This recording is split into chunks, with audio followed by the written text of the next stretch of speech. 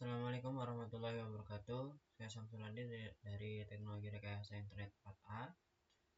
Langsung saja, saya akan membuat video terkait praktikum 5 dari kejurusan buatan, yaitu Data and Future Thinking. Di sini pencapaiannya memahami struktur, melakukan preprocessing, mengidentifikasi. Kita diberikan sebuah dataset ya di sini. Kita dilarang menggunakan algoritma machine learning. Jadi untuk langkah-langkahnya ya, langkah pertama itu kita melakukan load dataset menggunakan library pandas, tampilkan dan screenshot 5 baris. Jadi meload artinya itu memproses di awal ya, ini understanding, kita load dataset. Jadi setelah itu kita akan menampilkan 5 baris ya, 5 baris pertama. Jadi kalau kita lihat di sini ada beberapa tabel ya. Di sini ada tabel, mungkin ini tabel numerik ya, karena datanya di dalam sini itu bersifat numerik, dan ini mungkin tabel kategorik, ini bisa dibilang kategorik, ini kategorik. Nah, ini numerik, ini kategorik juga ding. Nah, di sini untuk tabel numerik dia ada 5 baris pertama dengan order ID, ada kolom order ID, ada total quantity ya, ada total week-nya, ada return quantity-nya, dan total diskonnya. Di sini ada produk kategoris ya, ada kolom kategoris, terus ada non produk kategoris dan status pesanan. Nah, status pesanan ini mungkin yang akan kita jadikan acuan ya, atau variabel target. Dan ini untuk alasannya, pembatalannya kita hanya menampilkan 5 baris dari tabel ya, jadi tidak terlihat untuk semuanya.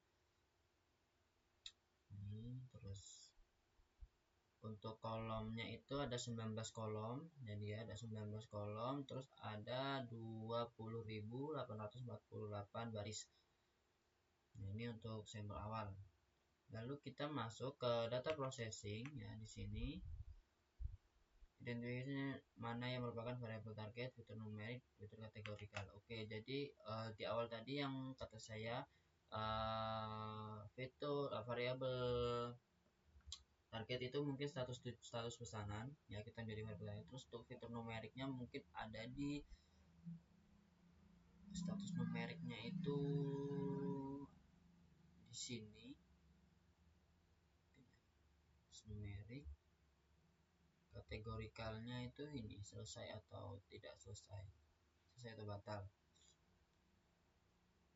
Jadi kita akan melakukan analisis ya, atau ini untuk dari variabel target kita akan melakukan analisis berapa banyak paket yang gagal dan apa yang mempengaruhi gitu kan. Lalu di sini kita masuk ke data processing untuk membuat fitur baru, yaitu is cancel dan juga is COD. Ini berarti artinya cancel ini kayak cancel ya, apa namanya, cancel ya, cancel dia untuk cancel status pesanannya, dan juga untuk COD mungkin kalau cancel itu bernilai 0 dan COD berhasil itu ya, atau next itu bersifat 1 mungkin ya, true false atau mungkin ekstrak fungsi informasi waktu hour ya, jam, buat minimal 1 fitur tambahan berdasarkan analisis Anda. Jadi kita buat 1 fitur. Oke, kita lihat di sini. Ini adalah dataset mentah ya dari yang kita tadi, karena kita kan akan menyimpannya nanti di akhir. Jadi pertama, data processing itu sebagai ini kita buat 2 fitur ya, fitur is cancel dan juga is COD. Lalu untuk variabel targetnya di sini ada status pesanan. Apa is cancel ini untuk variabel status pesanan ya, dan is COD itu untuk variabel metode pembayarannya, waktu pesanan dibuat. Dan di sini waktu pesanan dibuat tadi ada lalu order hour atau jam waktu pesanan dibuat ya, ini berarti sama ini kayaknya nih. Waktu pesan, oh ini mungkin di sini ada hari dan di sini ada jam, mungkin ya, ini spesifik untuk order jam ordernya. Nah ini jam order. Nah di sini untuk fitur tambahan dari saya itu ada shipping ratio atau ongkos kirim dibayar oleh pemberi. Jadi ongkir lah. Apakah ongkir itu mempengaruhi dari variabel target yaitu status pesanan? Nah di sini saya tambahkan fitur ini. Jadi kalau kita bisa analisis nanti ya, kayak misalnya ongkos kirimnya lebih besar atau lebih kecil dengan total berapa, apakah dia mempengaruhi terjadinya kegagalan atau tidak itu. Nah ini untuk dataset yang disimpan. Nah untuk outputnya seperti ini. Jadi pertama kita sudah berhasil menyimpan dan ini si 5 baris data terbaru dari data yang ini ya, 5 barisnya seperti ini. Kita bisa lihat untuk is cancel ternyata ada satu data dari 5 baris ini ya, satu data dengan ID 0,505 itu artinya dia itu cancel berarti batal. Terus dia statusnya, status pembayarannya COD, order jamnya 6.0 atau bisa kita bilang jam 6 pagi ya. Nah ini shipping ratio atau 0.0 itu artinya mungkin dia itu mendapat gratis ongkir, artinya 0.0 gitu. Statistik pembatalan untuk laporan, jadi rata-rata pembatalan itu ada 0,1357 paket, ada 1357 produk. Nah presentasi batal berdasarkan COD. Nah di sini berarti kalau COD 0 itu untuk non COD dan 1 itu untuk COD. Jadi kalau kita lihat di sini ya, yang tidak COD itu ada 138.131 dan untuk yang COD itu ada 133.819. Nah ini nama datanya cancel. Nah dari sini sebentar, saya sempat menulis untuk di laporan ya, agar tidak lupa. Cek dulu untuk laporannya di buku.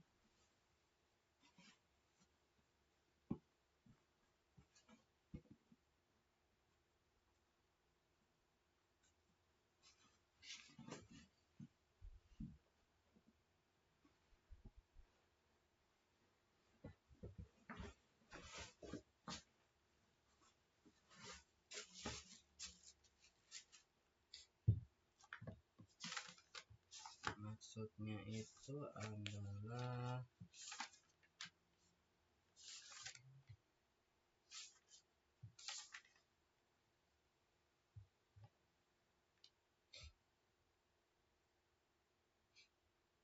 nah jadi di sini nih itu untuk tingkat pembatalan ya, presentasi batalnya. Jadi kalau kita lihat dari sini itu sebenarnya nggak terlalu jauh ya, cuman kalau buat non COD itu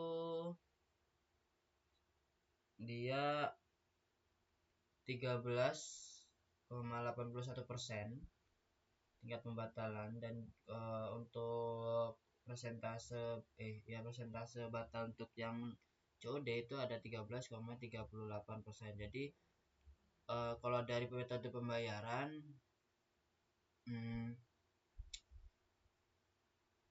kita belum bisa menyimpulkan ya, apakah karena COD, apakah karena non COD.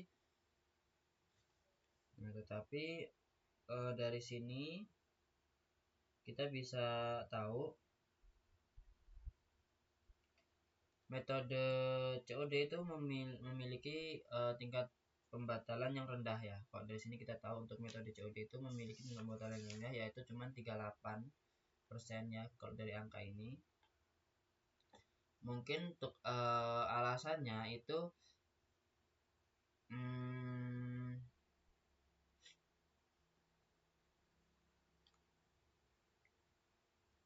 karena mungkin ketika seseorang itu sudah membayar di awal artinya tidak COD, itu ada ada komitmen dari si konsumen itu untuk meneruskan pembayaran atau menyelesaikan pesanan. Tetapi kalau untuk yang COD itu karena mungkin tidak ada komitmen ya, dia karena ya mungkin bisa dibilang meremehkan ya, kayak paketnya belum datang kan, saya juga tidak rugi. Nah, jadi dia ada eh, kemungkinan seperti itu gitu. Lalu kita masuk ke fitur exploration. Di sini kita akan mengeksplor ya dengan hubungan ya. Jadi di sini ada tiga hubungan antara hubungan COD dengan pembatalan. Lalu di sini ada pembatalan dengan apa ini ya? Kalau kita lihat dengan waktu, hubungan waktu dengan pembatalan, dan juga ada rata-rata rasio pada pesan batal dan sukses. Untuk outputnya kita lihat ya tadi, kalau yang ini sama seperti atas. Jadi kalau dari sini hubungan COD dengan pembatalan itu ternyata rendah. Jadi pesanan itu cenderung lebih besar resiko pembatalan ketika dia tidak COD atau transfer lah intinya. Kalau COD dia lebih rendah untuk tingkat pembatalannya.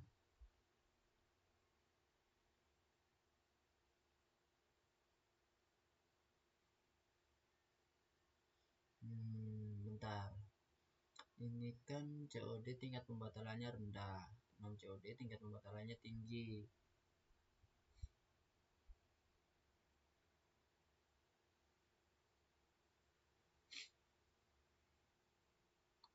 Oke, diralat ya. Mungkin jadi saya bilang salah tadi ya. Diralat itu karena mungkin kenapa tingkat pembatalan COD itu lebih rendah dan non COD itu tinggi, itu karena mungkin biasanya ada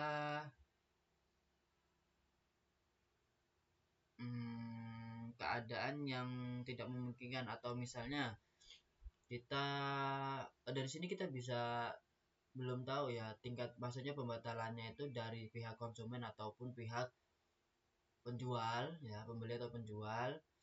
Jadi mungkin kenapa non COD itu lebih besar karena mungkin bisa saja stok produk yang dipesan itu habis dan otomatis akan melakukan pembatalan atau cancel karena stok barangnya habis gitu kan.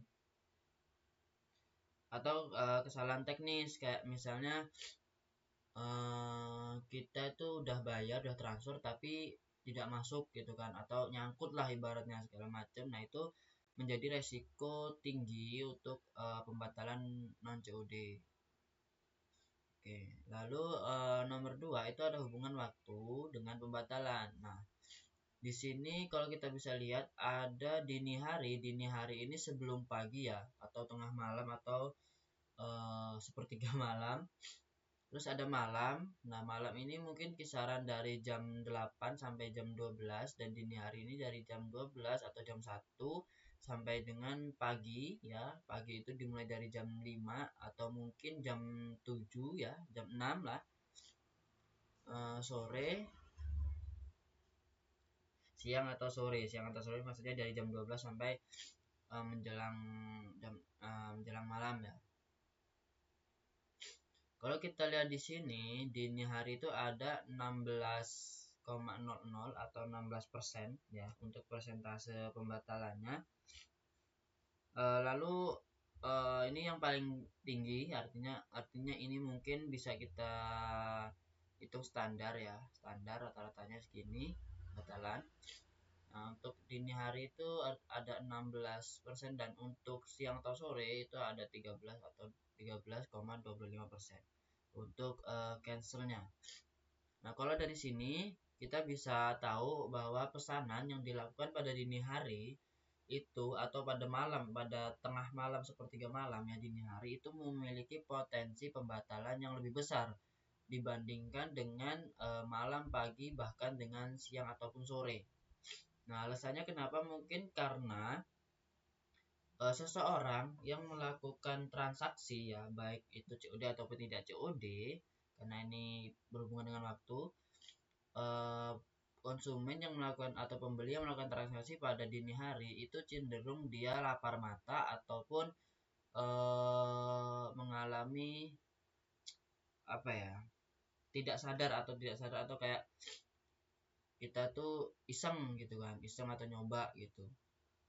Nah, lapar mata tuh kayak kita nggak tahu karena mungkin tengah malam kebangun ataupun belum tidur, akhirnya buka handphone dan lihat-lihat, oh ini bagus nih, dia check out, dia pesen, oh ini bagus nih, pesan pesan pesan banyak ataupun sedikit ya.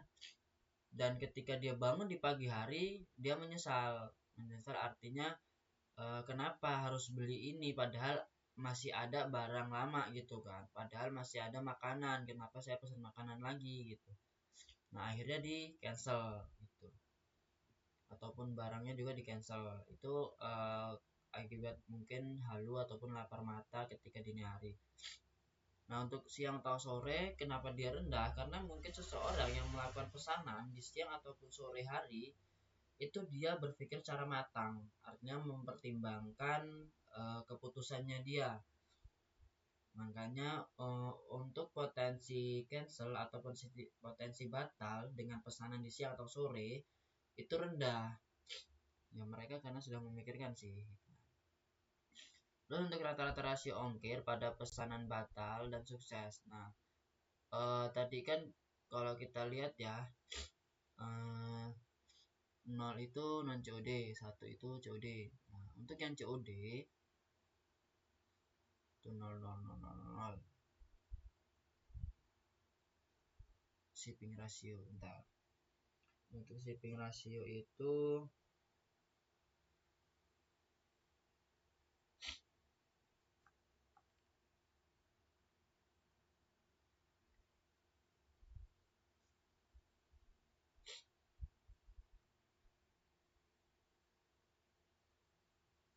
hmm,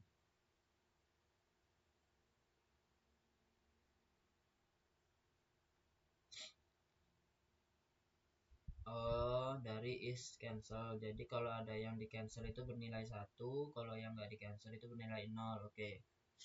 Nah, di sini untuk yang sukses ya ataupun berhasil tidak di cancel ya, artinya dia bernilai 0, itu ternyata untuk ongkirnya itu dia menyumbang 8% atau 0,080022, artinya dia tidak gratis ongkir lah.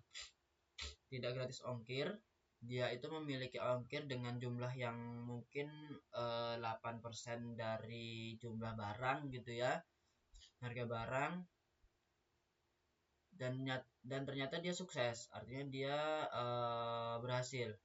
Lalu di sini ada data di mana dari sekian banyak dari garis ongkir, dari data atau dari produk yang gratis ongkir, ternyata ada yang gagal atau batal atau cancel gitu. Nah, di sini berarti kalau kita dari sini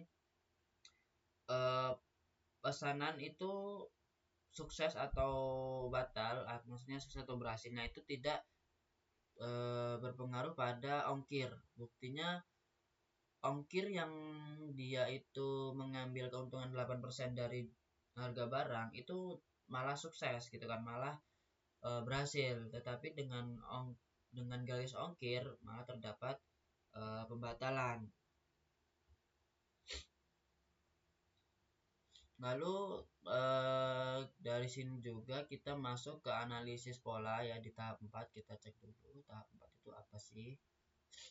Tahap 4 itu adalah hitung persentase pembatalan COD versus non COD, analisis hubungan ongkos kirim dengan pembatalan, analisis hubungan jumlah produk dengan pembatalan. Bentar. Ini kayaknya, oh ini kita hitung persentase ya, melakukan analisis berikut. Kita melakukan tabel interpretasi. Jadi ini hubungannya, terus di sini interpretasinya gitu kan. Nah, kalau non COD itu 86,186.896% dia berhasil dan batalnya 100 13,813.104%. Nah, kalau yang COD itu 86,618.131% berhasil dan batal sebanyak 13,381.869. Nah, di sini kita bisa dapat nih, ternyata potensi pembatalan itu lebih besar di non COD ya. Ini potensi batal dan dia untuk berhasilnya itu lebih kecil ya. Di sini kita bisa lihat lah ya, angka yang mana yang lebih besar dan dia statusnya itu COD atau non COD. Lalu hubungan ongkos kirim dengan rata-rata. Jadi rata-rata ongkir untuk berhasil ya, berhasil itu rata-rata ongkirnya malah 4.848, berapa ini, 92.241. Nah, ini rata-rata ongkirnya segini, dia malah berhasil. Tetapi ketika yang batal, artinya tidak berhasil, itu dia tidak memiliki ongkir, artinya gratis ongkir. Jadi banyak paket yang dia itu menggunakan voucher gratis ongkir tetapi batal, artinya tidak sukses, tidak berhasil, tidak sampai ke pembeli. Hubungan jumlah produk total kuanti ya. Jadi di sini ada hubungan jumlah produk, artinya berapa banyak barang ya dalam pesanan itu yang dia tuh berhasil. Kayak maksudnya ketika saya berstatus sebagai pembeli dan saya memesan 5 barang, artinya itu banyak kan, produknya itu sudah terhitung lumayan banyak lah 5 barang. Nah, dari situ tuh dia itu akan batal, dari 5 barang itu dia akan batal atau tidak gitu loh. Nah, maksudnya seperti itu. Jadi kalau kita cek di sini ketika total barangnya mencapai 2,485.459 itu dia akan berhasil. Tetapi ketika jumlah produk yang dipesan itu melonjak ya, lebih besar, itu dia memiliki potensi batal. Di sini ya, dia akan batal. Jadi kalau misalnya ada orang pesan 10, itu bisa aja dia batal karena mungkin dari ongkos kirim ataupun dari metode pembayaran itu dia akan saling berhubungan ya, saling sinkron. Kayak misalnya ketika saya pesan satu produk itu bisa COD dan bisa gratis ongkir, iya bisa gratis ongkir. Tetapi ketika saya memesan 5 produk ternyata tidak bisa COD dan harus transfer, dan itu walaupun dia gratis ongkir cuman ada biaya di muka gitu kan. Ataupun ketika barang itu sedikit dia terkena ongkir yang ibaratnya 8% lah atau 2% lah dari harga barang. Lalu ketika saya pesan 10 barang atau banyak produk ternyata gratis ongkir, tetapi ada biaya tambahan seperti penanganan segala macam atau biaya packing yang mungkin berbeda dengan pesanan yang totalnya hanya sedikit. Lalu di sini ada tahap 5 yaitu segmentasi data ya. Tahap 5 itu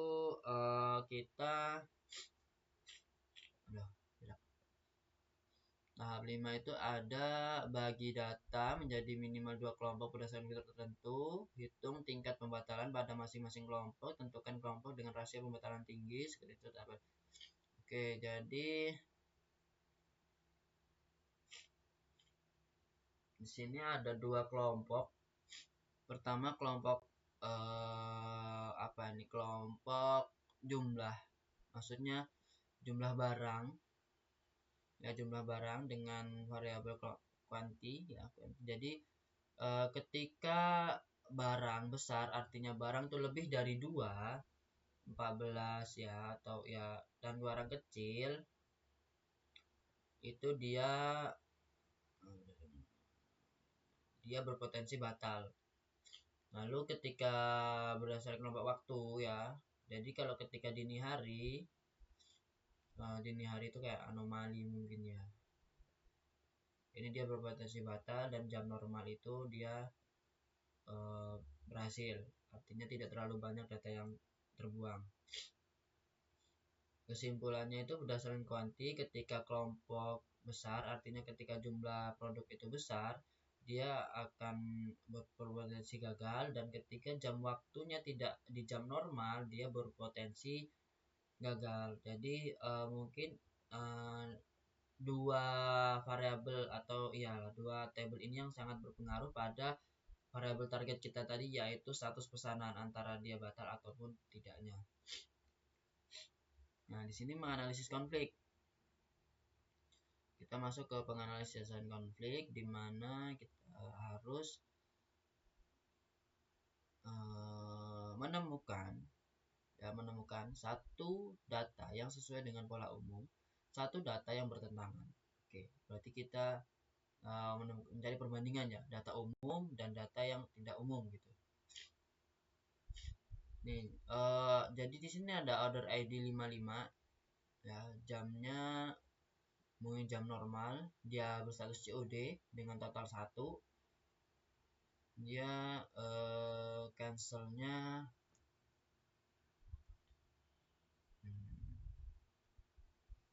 satu, pola sesuai batal. Nah, jadi maksudnya itu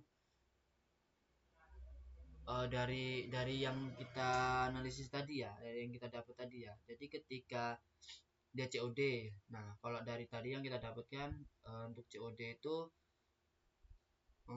dia itu potensi batalnya kecil. Total kuanti atau total jumlah barang dia satu, maksudnya berarti dia rendah. Nah, terus is cancel, berarti dia di cancel. Nah, berarti maksudnya dalam di sini dia polanya normal. Maksudnya normal itu karena ada satu variabel, ada satu fitur lah, yaitu isCOD yang menyebabkan dari analisis kita ya, yang mungkin jadi penyebab ini benar, atau di jam hornya ini ya, yang dari variabel ini, dari salah satu variabel ini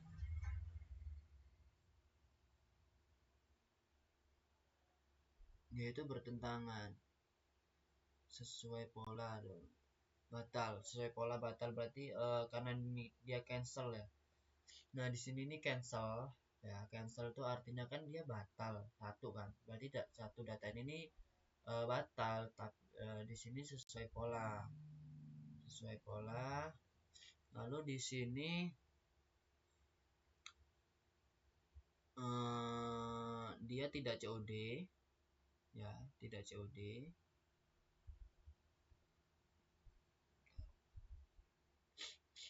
Harusnya di sini sukses sesuai pola, karena ini sudah sesuai pola jadi dia batal. Maksudnya pola yang kita dapat dari atas ini tadi. Kalau COD itu lebih rendah, terus kalau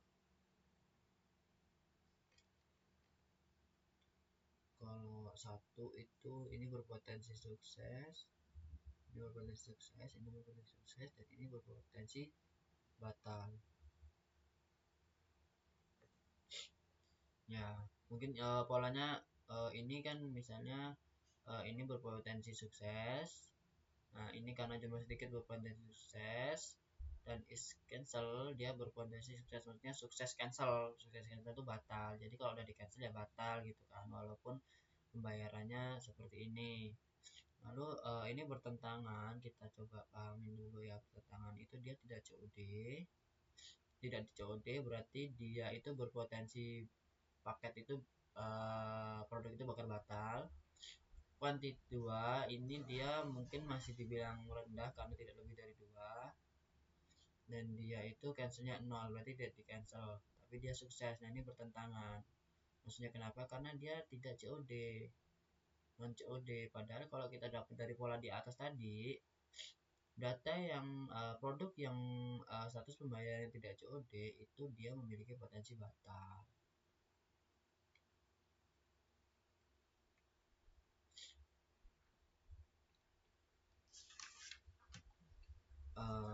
Ini untuk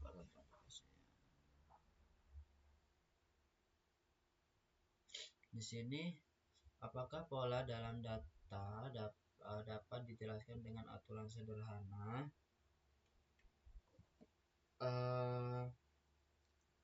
Kalau aturan sederhananya itu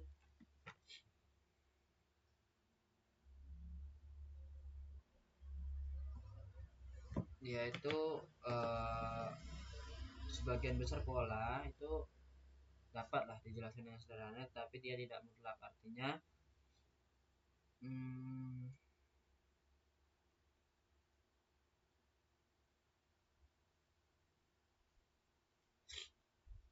artinya itu kayak yang kita lihat di sini ya, dia itu pola sederhananya itu kalau pesannya dini hari berarti dia bisa kemungkinan besar gagal, dan kalau dia non COD itu kemungkinan besar gagal karena ada alasan teknis ataupun produk yang habis. Lalu untuk ongkos kirim itu tidak berpengaruh.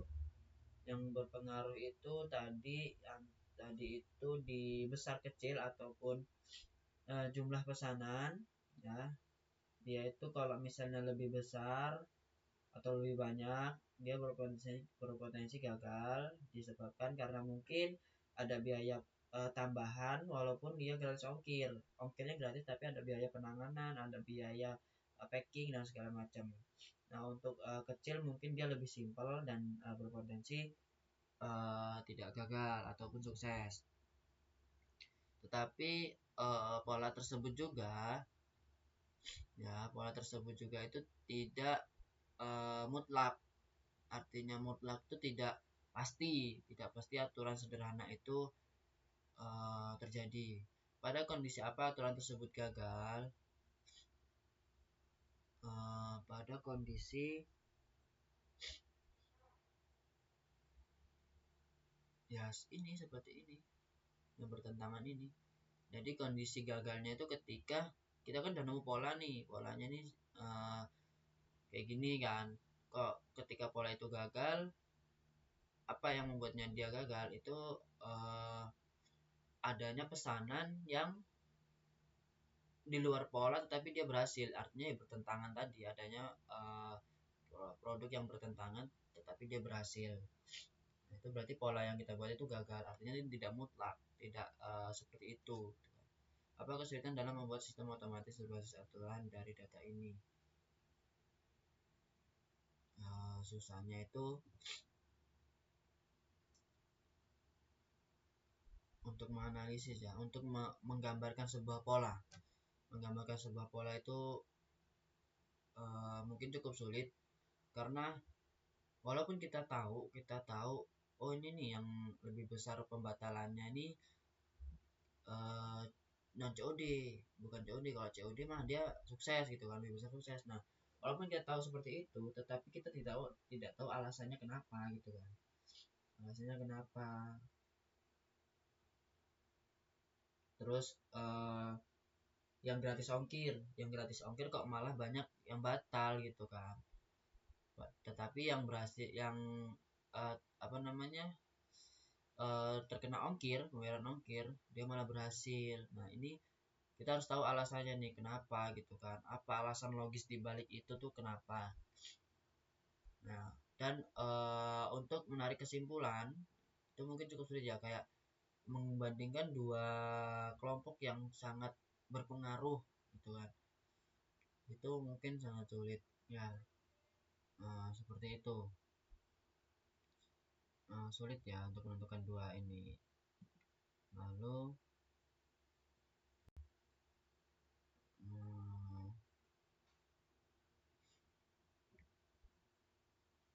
katanya di situ. Nah, jika variabel target dihilangkan, bagaimana Anda mengelompokkan data tersebut. Jadi kalau misalnya dari variabel target kita yaitu status barang ya atau status pesanan itu hilang, kita kan nggak tahu mana yang batal jumlahnya berapa, mana yang sukses jumlahnya berapa. Kita bisa kelompokkan menggunakan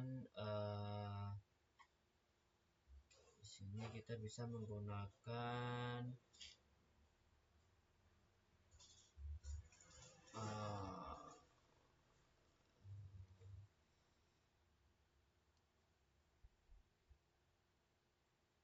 ini kita bisa menggunakan segmentasi waktu ya, kita bisa menggunakan variabel waktu. Terus yang utama sih yang dua ini tadi ya, kita bisa menggunakan waktu ya untuk menentukan, lalu ada jumlah barang, lalu ada apa namanya, waktu, jumlah barang, dan juga ongkir ya, karena tadi ongkir juga lumayan berpengaruh nih. Ongkirnya ada tapi dia berhasil, ongkirnya 0 berarti dia batal. Nah itu.